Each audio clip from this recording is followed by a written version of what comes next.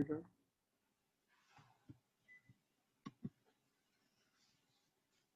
So, welcome to the 26th session of Bhagavad Gita 101 with Machine Learning Interludes for ages 8 and up.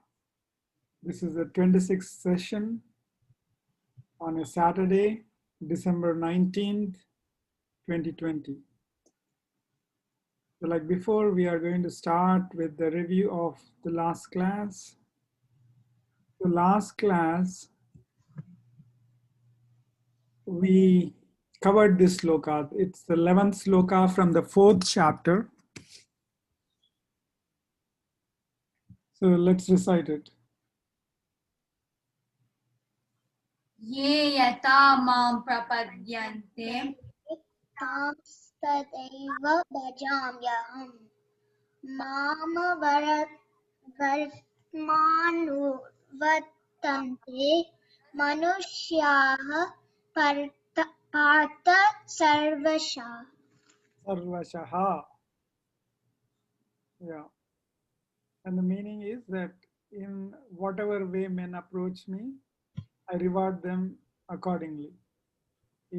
God does not show any favoritism, any biases, anything, right? Yeah. Right, but And yeah, based on the choices they make, later they will suffer consequences. yeah. Based on the path that they take, they may suffer consequences later. If they are on the good path, then they may get liberation. If they choose the bad path, then they will take longer to reach God. So that was the sloka. So we covered clustering, we covered k-means algorithm. We saw examples of how the k-means clusters the data. We saw some animations of how the clustering happens. Sorry, can you repeat that, please? Okay. And then we saw we saw how to determine the number of clusters, the k value, right? So this is what we covered in the last class. Yes. Now, today's class, we will cover a new sloka. It's the 19th sloka from the 4th chapter. So try to say this in your mind as I say. See, Sanskrit, do you feel happy when you learn Sanskrit? Yes, Why? because it's a new language It's a new language, and what else? and it's really deep and Yeah, it's interesting, it's deep. and it has word links to other languages as well because other languages are based off of Sanskrit. Yeah. And more than all that, there's another reason. Can you guess what that reason is? It connects with it helps us connect with old times and God. Yeah. It's an old language. And because it is an old language, what does it imply? Old methods and a lot of knowledge. So Yeah, for us yeah. So suppose you go to school, right? So school is you come back home. Do you feel good? Yeah. So you feel like going back home, right? And Yes. suppose you stayed outside for 1 week by yourself and you come back, maybe in somebody's home or something. And then when you come back to your parents, how do you feel? I feel happy. Yeah, you feel happy, right? And you've been in, say, France for a long time, for maybe 6 months, and speaking French most of the time. And then you come back to USA. How do you feel? Yeah, but it might be a little bit more difficult to go back to speaking English. Yeah, but when you come back to English, don't you feel good? Yeah. Yeah, the same thing with Sanskrit. Your Sanskrit is as old as your soul. So our So soul used to speak Sanskrit. yeah, your soul is so used to Sanskrit in the olden time that now when you start talking in or knowing Sanskrit and learning Sanskrit, you feel the same kind of happiness. The same kind of happiness that you feel when you come back to your parents or to your home after a uh, long time outside. So that is the reason why Sanskrit is very important. It's the connection to soul. It's your it can be your connection to soul. So that's the other reason that you should know Sanskrit. So this sloka, so that's the reason why when I say the sloka, you also say in the mind, and if you can pronounce correctly, say it in a low voice, but say it aloud also. Second time when we recite using the English alphabet, say it aloud. Try to say it aloud, but in a low voice. Okay, first Sanskrit. Pay attention to Sanskrit letters.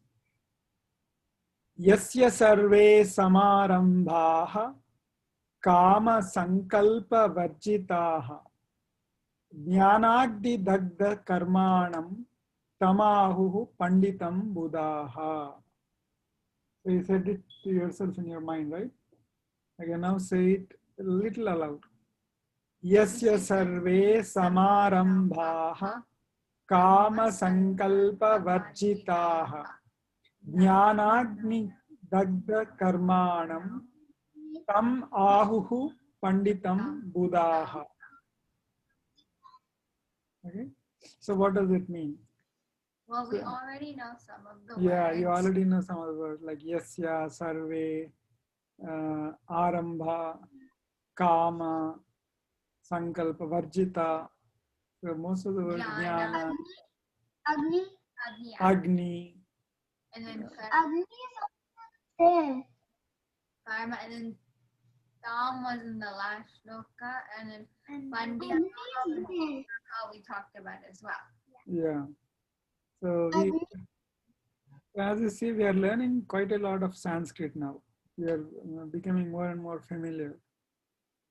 So the meaning is, he whose undertakings are all devoid of desires and selfish purposes, and whose actions have been burned by the fire of knowledge, him the wise call a sage. So who is a sage? There are some criteria that Lord Krishna gives. A person that Devoid. burnt from the fire. No, yeah, the first is he should be devoid of desires. So he should The not undertaking, whatever is done, whatever he does, should be without any desire. And that means there's no selfish purpose behind his actions, right? So there is desire, no desire, no selfish purposes, and whose actions have been burnt by the fire of knowledge. So the actions have to be burnt by the fire of knowledge. So action without knowledge is foolishness, right? Fools tread where the wise fear to. Fools run where the wise fear to tread. Did you hear that saying anytime? So it means that the wise people are afraid of doing something, and the fools just run over there. So when the place where the wise are even afraid to walk, the fools run there. Because the fools don't have knowledge. They don't have the wisdom. So that is the reason why action should always be backed up by knowledge. Knowledge and action are complementary. Complementary means one completes the other. You So cannot. So you cannot take, anyway, we'll come to the deeper meaning later, but so the actions have to be burned by the fire of knowledge. That's the third. So is it kind of like how in a debate, your claim has to have a backup of evidence, like your action has to have a backup of knowledge? Yes. Right, that is one example, one easy example to understand. So what are the, so a sage is defined by his actions. So that's the first thing you should note, right? Because that's what Lord Krishna is saying. So he's describing the sage based on the characteristics of the person's actions, undertakings. Undertakings are actions. So what are the characteristics of the actions? First thing is the action should not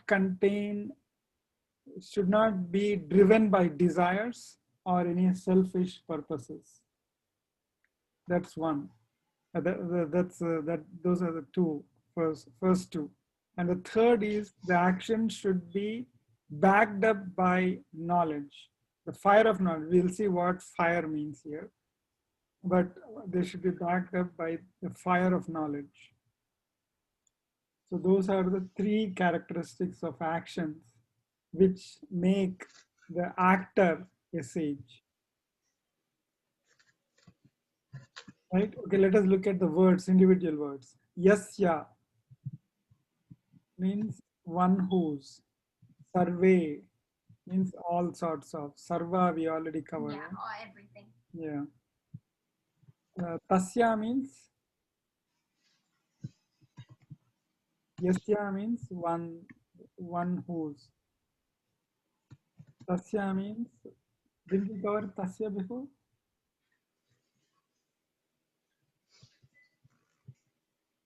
Tasya tayoho teshu. So the Tasya means theirs. Sarve means all sorts of. Right? Sarva means all. Samaarambhaah means arambhaah. Samaarambhaah means attempts. Kama, based on desire for sense gratification.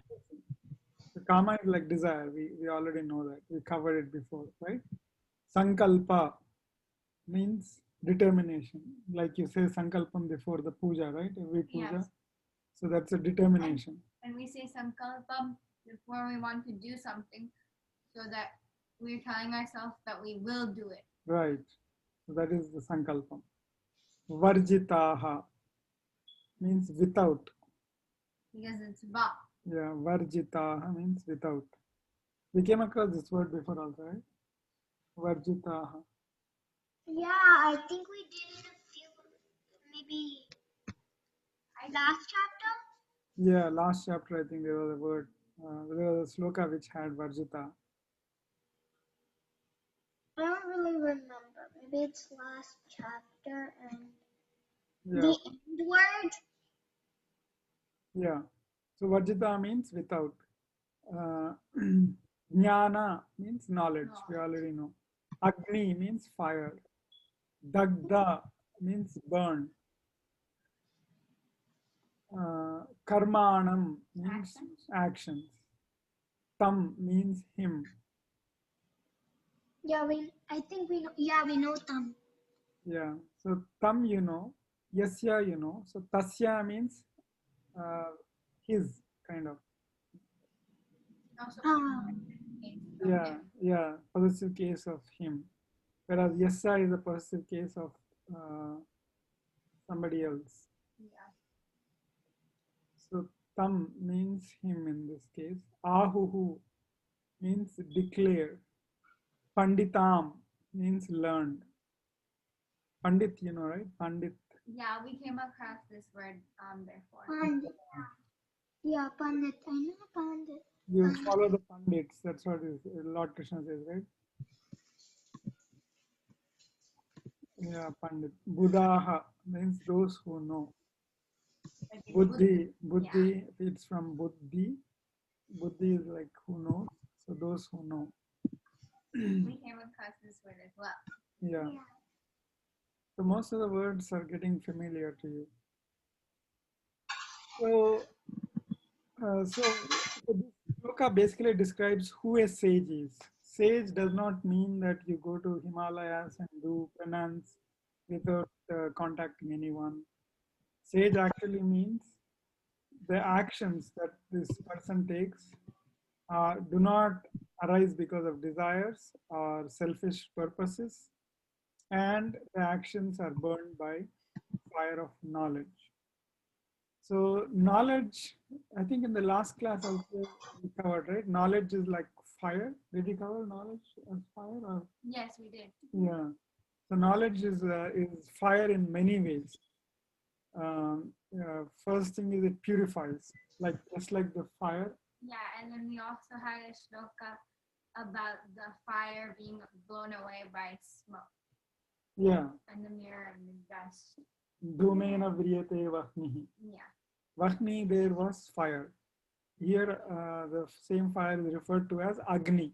So Vahni, Agni mean the same.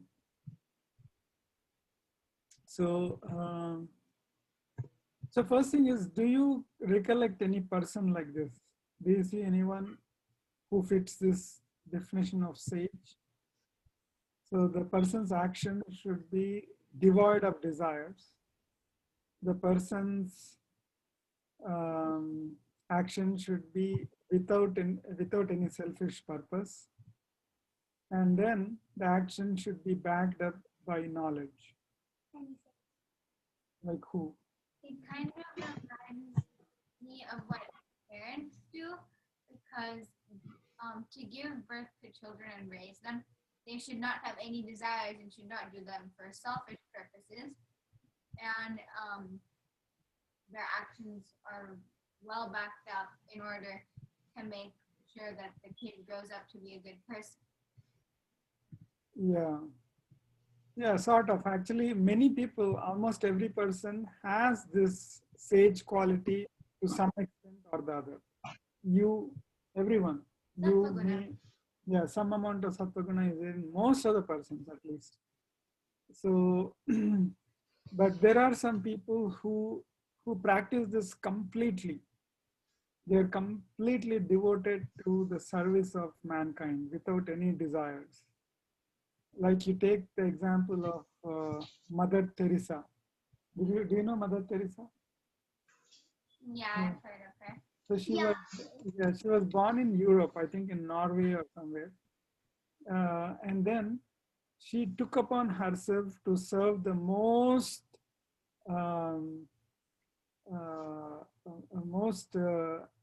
underserved. So underserved means most people who are suffering a lot. So where are such people found? People who do not have knowledge. Do you find them in Europe? People who are suffering a lot. Yeah, you're right. I mean, without knowledge, people suffer. But there are people. You find them in countries that aren't big. Right. You find them in countries that are still developing. In those days, India was still developing. So, and they're all deserving people. Most of the people in India, because of their culture and their connection to the powerful culture, their value system is very good. Only thing is, country does not have enough resources. I mean, at least those days, it did not have enough resources. So Mother Teresa took upon herself to travel all the way to India, to a place called Calcutta. Calcutta is it's a communist state in India. So even today it's the communism is prevalent there. You can clearly see what communism can do to states. What communism? Communism is a kind of economic philosophy. It's a different kind of philosophy. It rewards, and the opposite of communism is capitalism. Capitalism is rewarding merit and things like that. Yeah, I've heard of capitalism. America uses capitalism. That's right. America is at least once upon a time, it used to be a strong capitalist country. Even today, there are a lot of characteristics of capitalism, but it is there are some communist ideals also that are creeping in. Oh, so Like you know this law, right? Some homeless people are given home. Government pays their rent, right? You know that. So yeah, that is an example of communism, communistic principles. yeah. I think that's what I think Rome did. Yeah, Russia was the biggest example of communism. They were China, Russia, really. yeah, they are all communists. They don't believe in religion and things like that. So, so yeah, so people there are poor. So Mother Teresa took upon herself to travel all the way to Calcutta to help people, poor people, extremely poor people. Like in olden days, at least, I don't see them often these days in India. But in olden days, there used to be lepers. Lepers means there's a disease which is dangerously contagious, and it used to affect a lot of people in olden days, several decades back, maybe 40, 50 years back. So lepers, so the fingers would be eaten away by germs. They wouldn't have fingers. Their skin and everything, it's completely, their body is completely dilapidated, kind of. Dilapidated means it's like the fingers are all gone. They are eaten away by germs. Um, then their face also is kind of eaten away. They look so different. I don't exactly remember. It's been a long time since I saw such people, but it's a dangerous. So Mother Teresa took upon herself to help such people. She has no family, she has no children, she has nothing. Her life is completely devoted to helping people like that. I visited her home in Calcutta.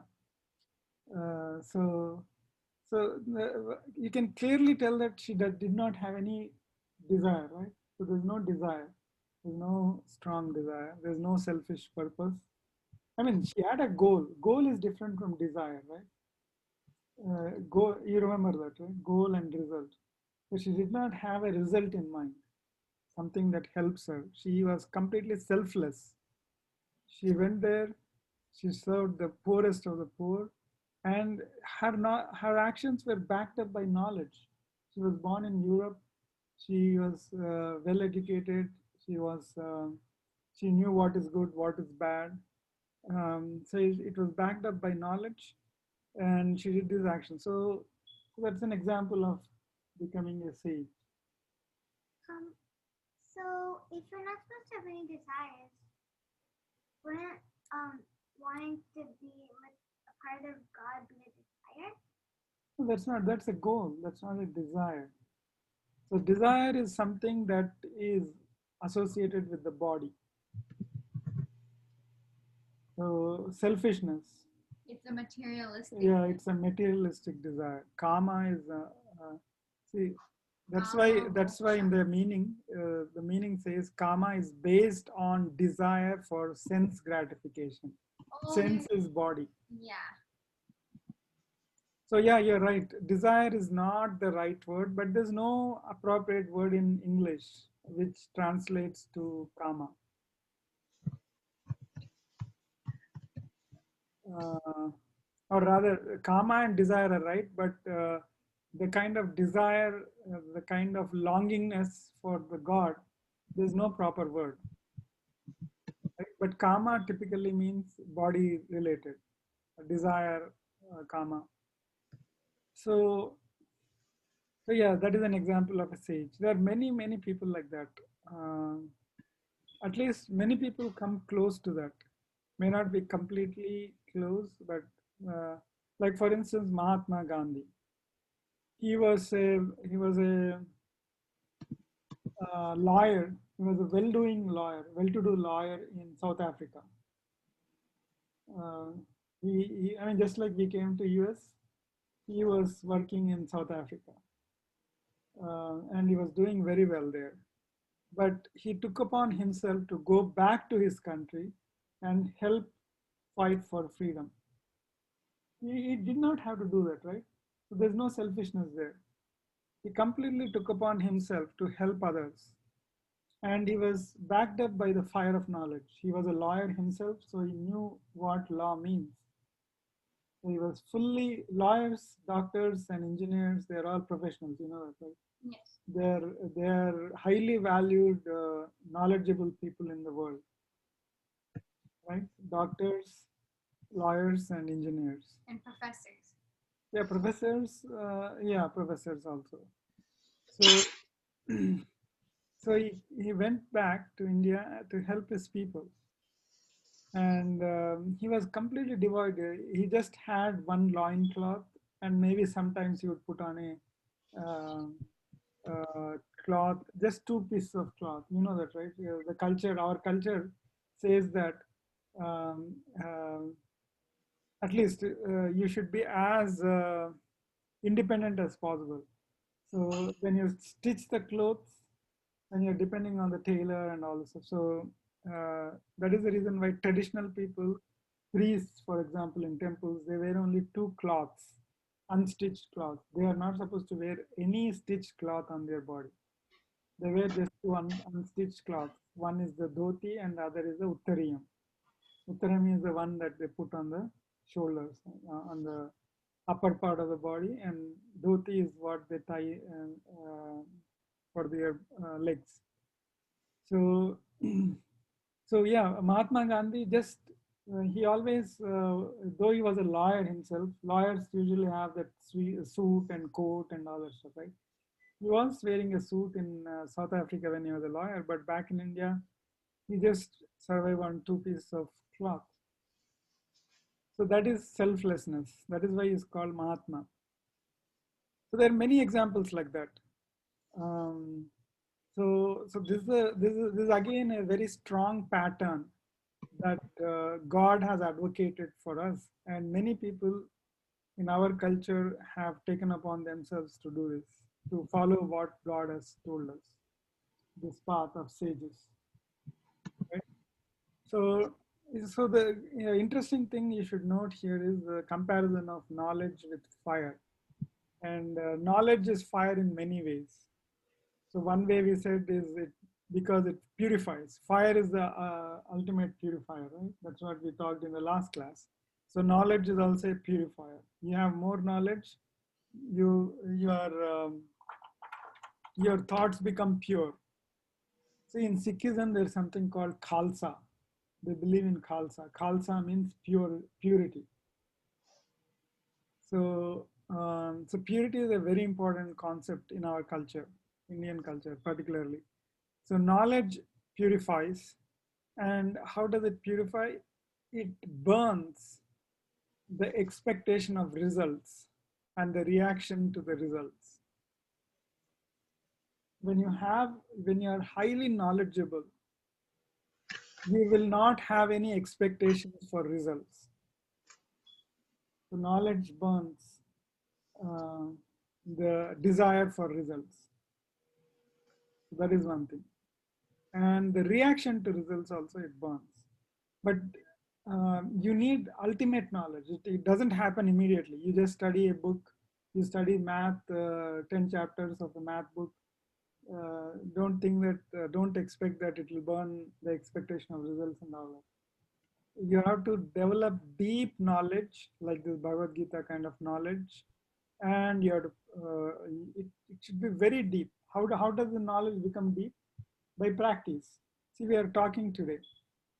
So as I talk, my knowledge is becoming deeper, because explaining the knowledge and practicing the knowledge, more importantly, practicing the knowledge. That's how you go deep into the knowledge. You learn machine learning, right?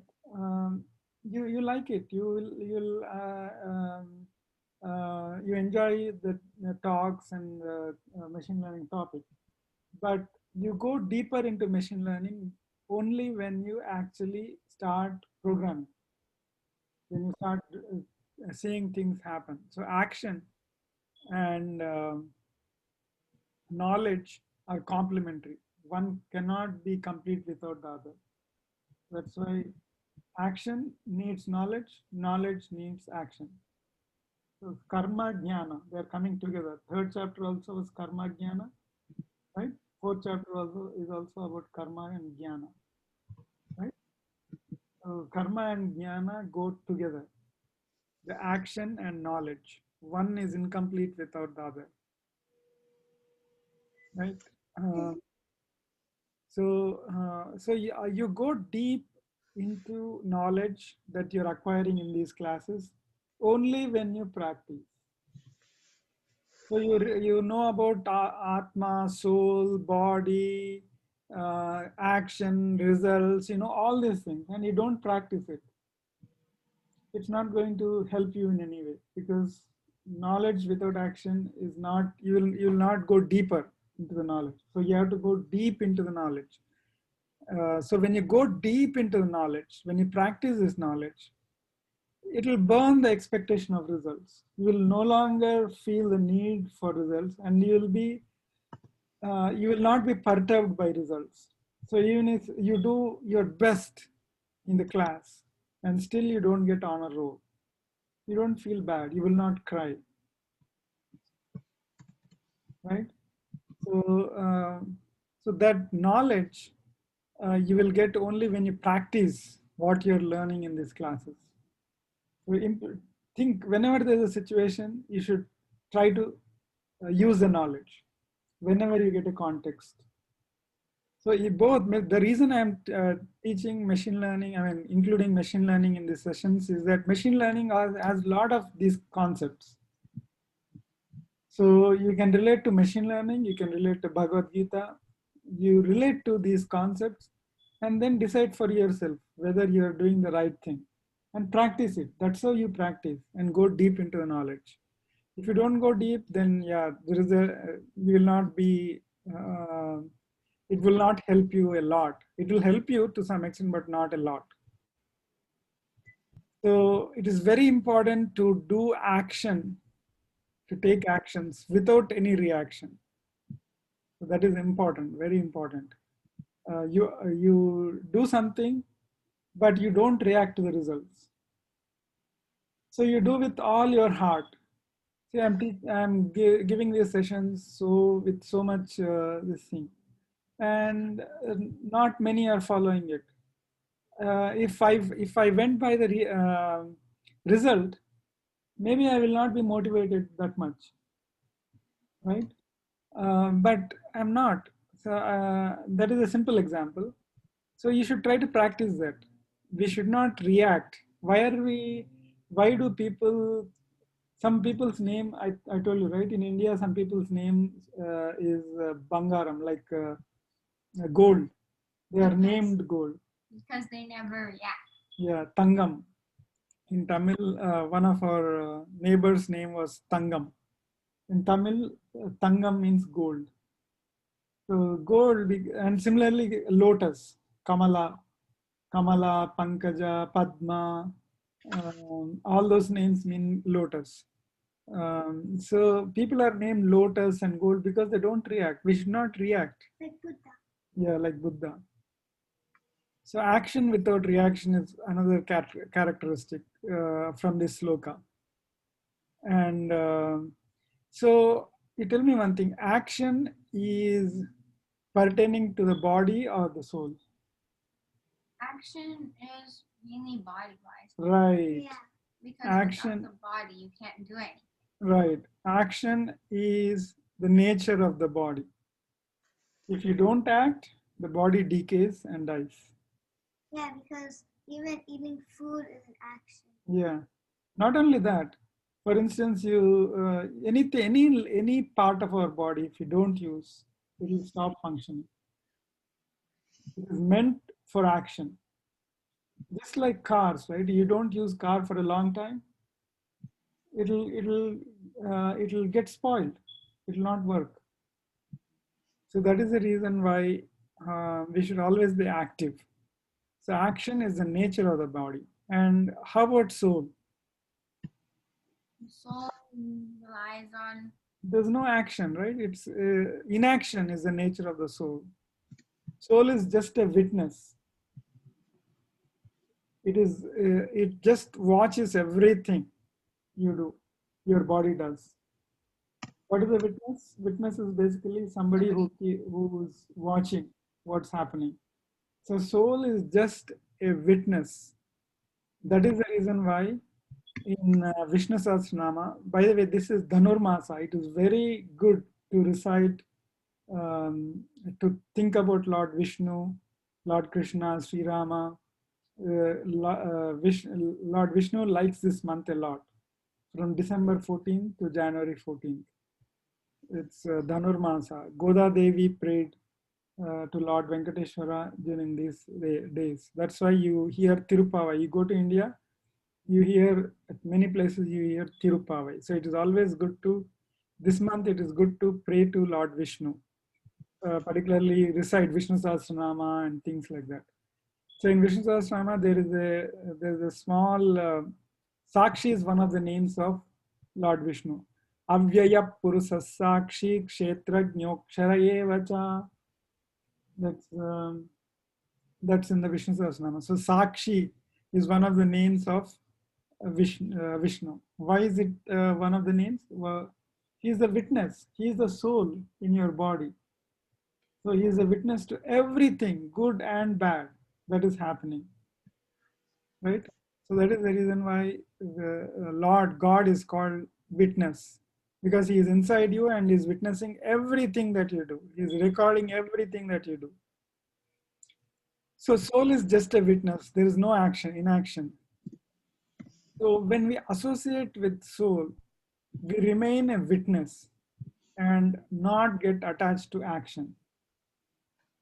Right? We don't get attached. Just like the best example I have been giving you is that of a car and a driver, right?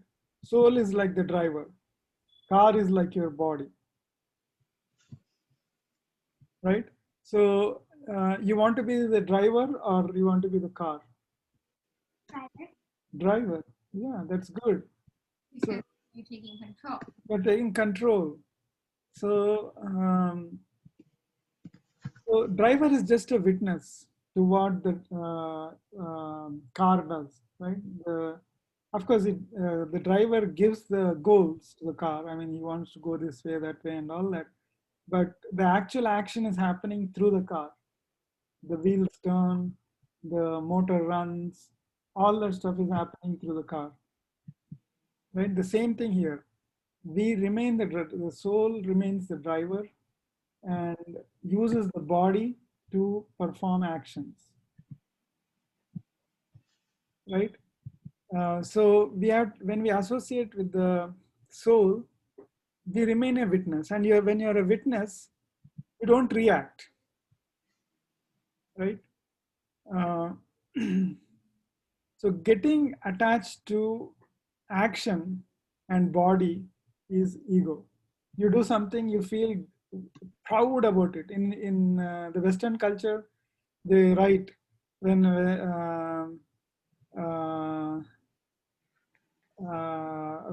their child, for instance, when their child gets an honor roll, they write, "I am proud to announce, proud parents of." I don't know if you saw the bumper sticker. Proud Yes. parents of honor roll student. Yeah, I've seen it. So in Western culture, the pride is a big thing. I mean, it's very positive. But in our culture, pride is associated with the body and ego. So, so it is ego basically. If you get attached to action and body, it becomes ego. So we should not get attached to action. You should not take pride in your actions. You should not take pride in your body. You should not get attached to your body. So then you'll be egoless. And ego is like a sore wound, like a wound, right? A sore wound. Yeah. So it will feel good only when somebody is blowing on it. When there is a wound on your, say, your hand, you blow on it, it feels good, right? Yeah. At all other times it pains. So that is the characteristic of ego. So ego is like just like the sore wound. When somebody is praising you, you feel good. Otherwise, you feel really depressed and bored and all that stuff. So ego is dangerous. You should not let ego come near you. So we must use the body as a tool for action and mind for inaction, detachment, and remaining a witness. So your body will become a tool, and your mind and soul will be associated with inaction, detachment. So your mind should not become violent. When you attach your mind to the action, what happens? It can take violent decisions. So you see somebody criticizing you. If the mind, if you associate that with the mind, you might feel like slapping that fellow who is criticizing you unreasonably, right? So mind should always be resting in inaction, detachment, and staying a witness, like the soul. Your mind should be associated with the soul, not with the body, right? So that is very important. That is the key to all this, remaining detached. Your mind should associate with the soul. Remain a witness. Don't react. And but at the same time, just because the soul is associated with inaction does not mean that you do not do anything, because you have a body, right? When you have a body, you have to do actions. Actions are very important. Just like when you have a car in the home, you cannot just leave it like that, right? It will go wasted. It'll get spoiled. It'll ruin. You cannot start it after, say, 1 year. If you don't touch the car for 1 year, you may not even be able to start the car. The tires go bad. So all those things happen. Same thing with the body. So we are given a body because we have to act. And this fire of knowledge is an interesting thing. When the mind is fixed on God, there is no fear of falling, right? The knowledge is like devotion and knowledge. In one of the slokas, Adi Shankaracharya's slokas, it is said that devotion and knowledge are not different from, I don't remember which one, but devotion and knowledge are not separate from each other. When you have knowledge, you automatically become devoted. So does that mean that jnana and bhakti yoga have a link? Yeah. So Jnana Yoga and Bhakti Yoga. We talked about the example of Lord Hanuman, right? He's a Yes. perfect example of knowledge and also devotion and action, karma. Yeah, Right? So, so when the mind is fixed, so how do you practice this?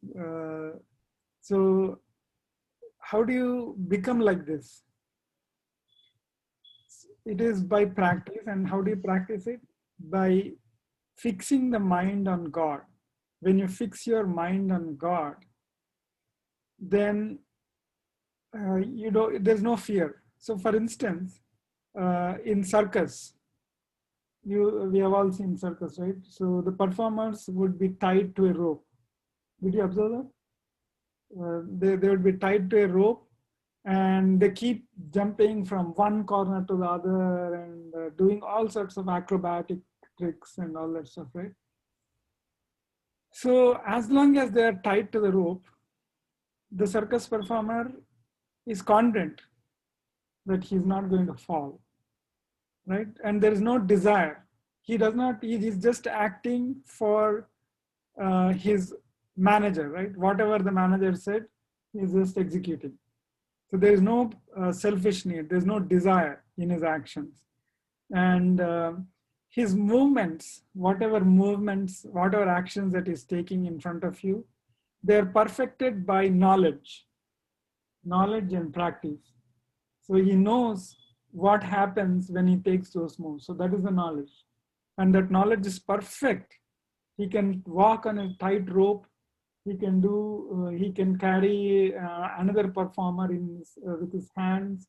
So he knows, he's fully aware of what happens with those eyes. So he's full of knowledge. So he's full of knowledge. There's no selfish desire in the movements. And he has the faith in the rope. Right? So these are the qualities that are described in this sloka as well, right? So that is the reason why we like circus so much, because the performers demonstrate these principles. Their actions are devoid of desires or selfish purposes. Their actions are fully backed up by knowledge. And then, so knowledge goes deeper with practice. The circus performers practice a lot and a lot.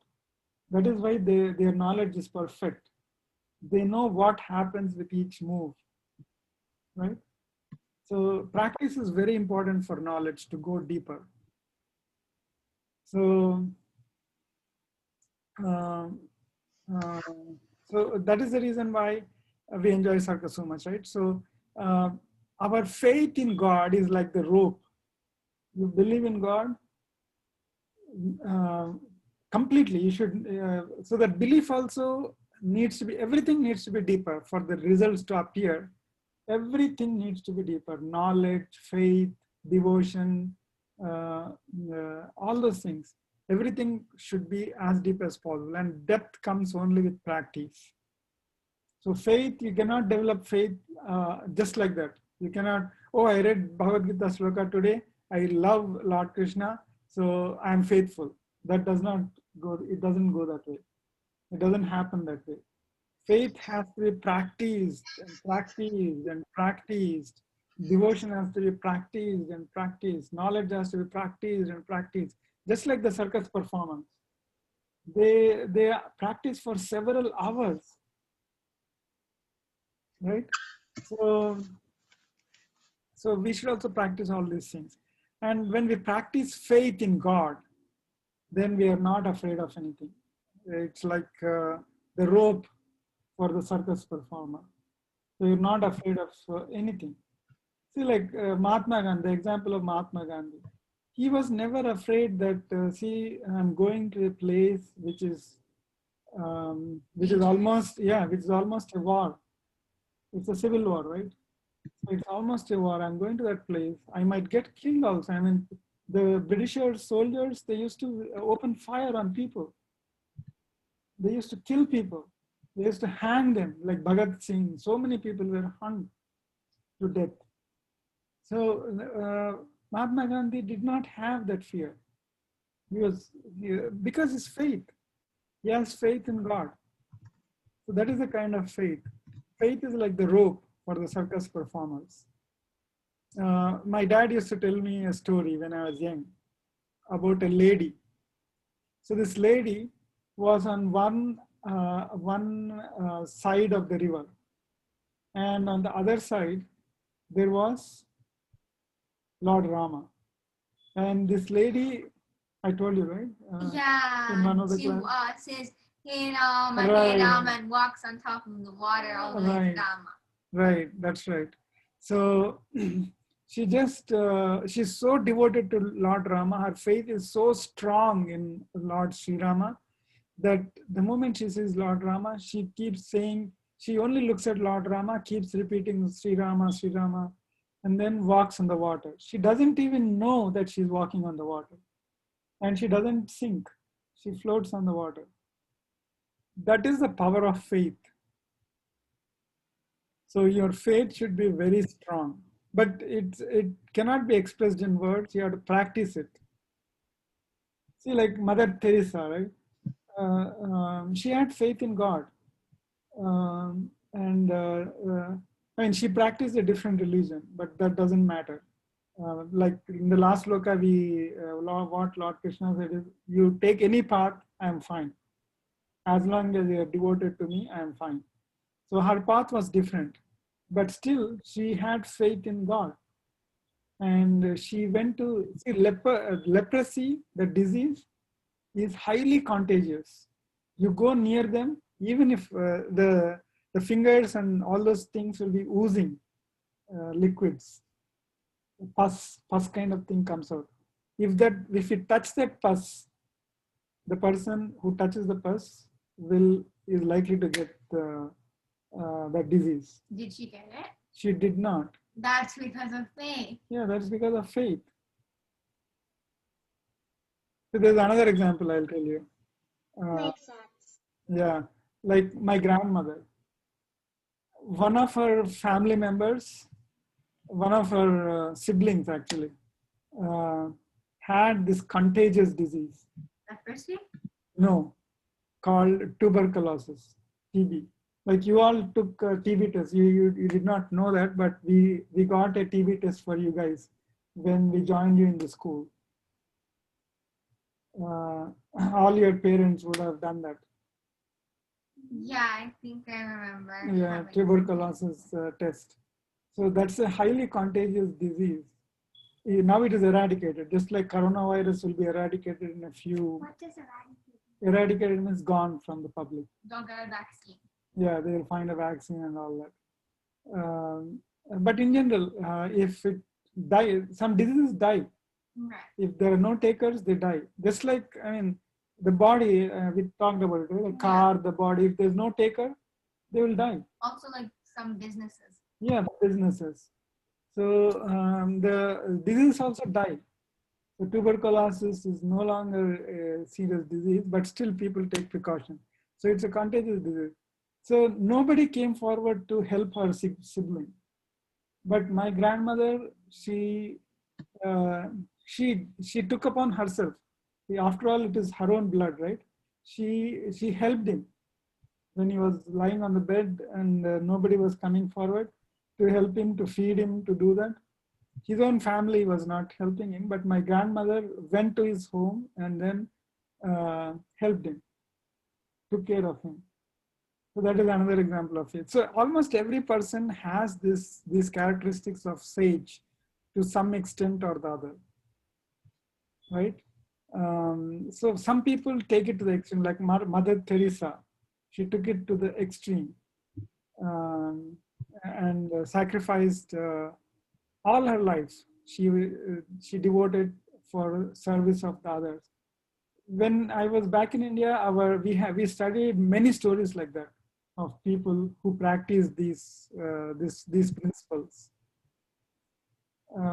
Maybe in the American and Western culture, they don't teach that much, but in India, it's stressed a lot. These kind of characteristics are given a lot of importance. They are valued a lot, and we used to study a lot. So this is another pattern. So last sloka, we followed one kind of pattern. What was the pattern? What was the lesson from the last sloka? We should not show any bias. Yeah. Bias, favoritism. We should treat everyone equally. All the paths are equal. No favoritism. And this sloka, we learn the algorithm, the recipe for becoming a sage. Right, the practicing the sage. Okay, any questions? Okay, if there are no questions, let us go back and spend a few minutes on our machine learning. So, so as you can see the sage qualities. So some can be called a sage 100%. Some are 0% sages. All the time they are full of ego, they are full of desires, they are full of selfish purposes, and they lack knowledge. So in some spiritual gurus call them miserables. right? They lead a miserable life. They're always suffering. They are full of ego. So that is the 0% sage. And 100%, there are some 100% sages, there's some 0% sages, but most other people fall between the two, right? So we all have some desires, some actions we do with desire, some actions we do completely without desire. No self involved there, right? And then most of our actions are burned by the fire of knowledge. Fire of knowledge burns desires, it burns reactions, it burns attachment to results. That is the knowledge that we are talking about, right? So as you can see, not everything is 0 and 1, right? Not everything is either empty or full. They're decimal. There are things in between. So to model that concept, there is something called as fuzzy logic. So fuzzy logic was invented in the 1970s by a professor in California, Berkeley, UCB, University of California at Berkeley. Yeah, I met him actually. He was, when I met him, he was almost in his 90s, but he was still a professor. He was still working. Loftig Zade. So so he invented this fuzzy logic, and it is surprisingly not taught in many college courses or high school courses, but it is used it has wide applications. For instance, your dishwasher has fuzzy logic embedded. Many things have fuzzy logic embedded. So what is this fuzzy logic? So what is logic?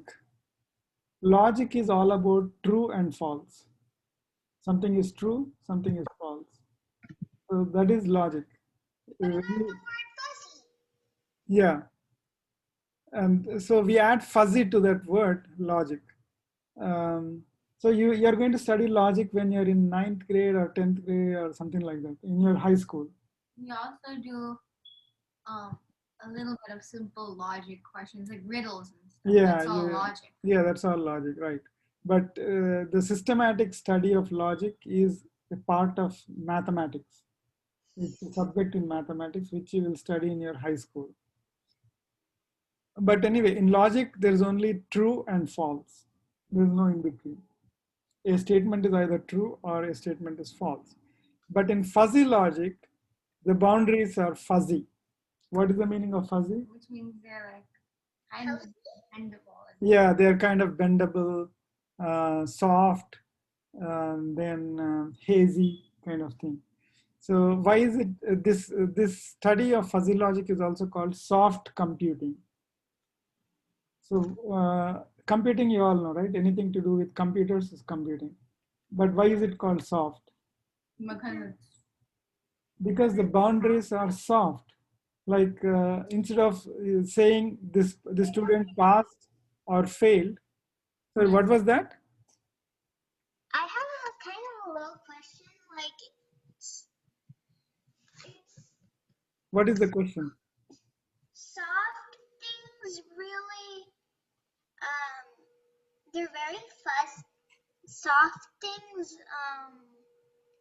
I think I was about to say that it doesn't Soft things, it doesn't affect. Sorry, I missed that part. So it doesn't react to anything because usually soft things don't really react. Yeah, you can. Oh, like it won't react. Like you hit the boundary because there is no actual boundary. Yeah, you can think like that. It's not hard. So that you can think like that. But in this context, soft means being soft when defining things. Like when you say a person is good or bad, you're being hard. Suppose somebody is, you say call somebody bad, you're being really harsh on that person, right?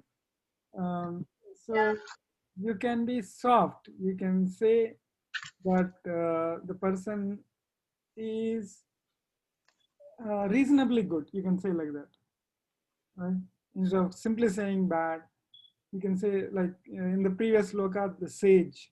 You can say this person is maybe 60% sage. He has 60% sage-like attributes, right?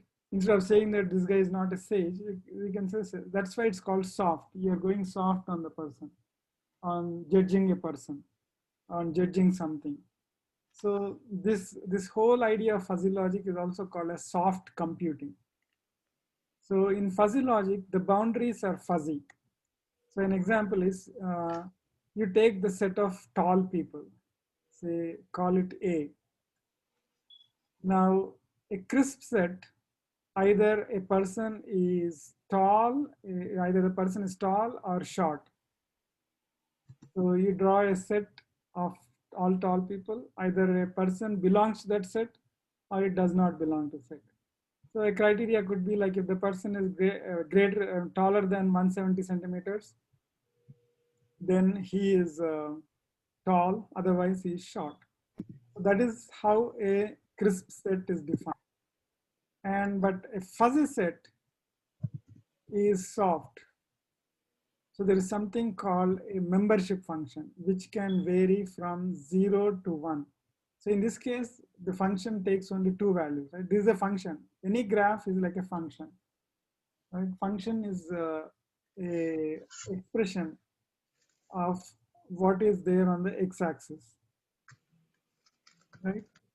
So, so this function takes only two values, either 0, so the y values, either 0 or 1. For all these points on x-axis, this is 1. The y value is 1. And all other points, it is 0. Right? Yes. Yeah. So that is a crisp set.